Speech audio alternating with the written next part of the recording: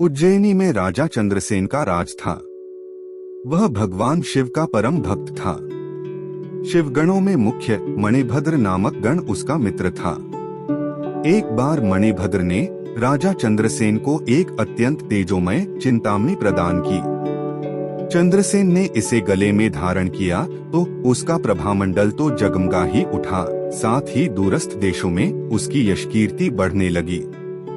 उस मणि को प्राप्त करने के लिए दूसरे राजाओं ने प्रयास आरंभ कर दिए। कुछ ने प्रत्यक्षतः मांग की, कुछ ने विनती की। चूंकि वह राजा की अत्यंत प्रिय वस्तु थी, अतः राजा ने वह मणि किसी को नहीं दी। अंततः उन पर मणि आकांक्षी राजाओं ने आक्रमण कर दिया। शिव भक्त चंद्रसेन भगवान महाकाल की शरण में जाकर ध्यानमग्न हो गया।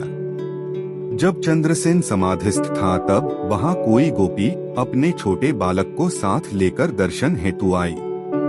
बालक की उम्र थी 5 वर्ष और गोपी विधवा थी। राजा चंद्रसेन को ध्यानमग्न देखकर बालक भी शिव की पूजा हेतु प्रेरित हुआ। वह कहीं से एक पाषाण ले आया और अपने घर के एकांत स्थल में बैठकर भक्तिभाव से शिवलिंग की पूजा करने लगा। कुछ देर पश्चात उसकी माता ने भोजन के लिए उसे बुलाया, किंतु वह नहीं आया। फिर बुलाया, वह फिर नहीं आया। माता स्वयं बुलाने आई तो उसने देखा बालक ध्यानमग्न बैठा है और उसकी आवाज सुन नहीं रहा है।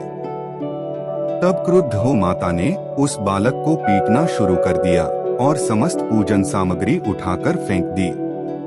ध्यान से मुक्त होकर बालक चेतना में आया तो उसे अपनी पूजा को नष्ट देखकर बहुत दुख हुआ। अचानक उसकी व्यथा की गहराई से चमत्कार हुआ। भगवान शिव की कृपा से वहां एक सुंदर मंदिर निर्मित हो गया। मंदिर के मध्य में दिव्य शिवलिंग विराजमान था एवं बालक द्वारा सज्जित पूजा यथावत थी। उसकी माता की तंद्रा भंग हुई तो वह भी आश्चर्यचकित हो गई। राजा चंद्रसेन को जब शिवजी की अनन्य कृपा से घटित इस घटना की जानकारी मिली तो वह भी उस शिवभक्त बालक से मिलने पहुंचा। अन्य राजा जो मणि हेतु युद्ध पर उतारू थे वे भी पहुंचे।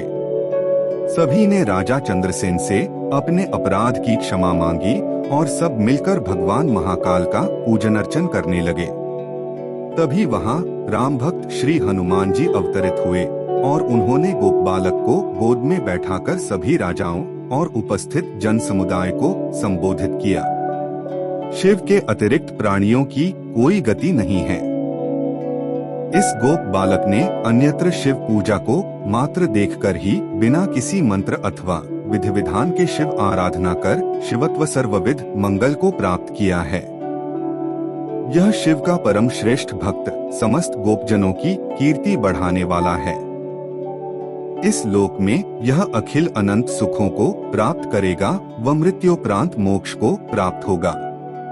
इसी के वंश का 8वां पुरुष महायशस्वी नंद होगा, जिसके पुत्र के रूप में स्वयं नारायण कृष्ण नाम से प्रतिष्ठित होंगे। कहा जाता है भगवान महाकाल तभी से उज्जैनी में स्वयं विराजमान है। हमारे प्राचीन ग्रंथों में महाकाल की असीम महिमा का वर्णन मिलता है।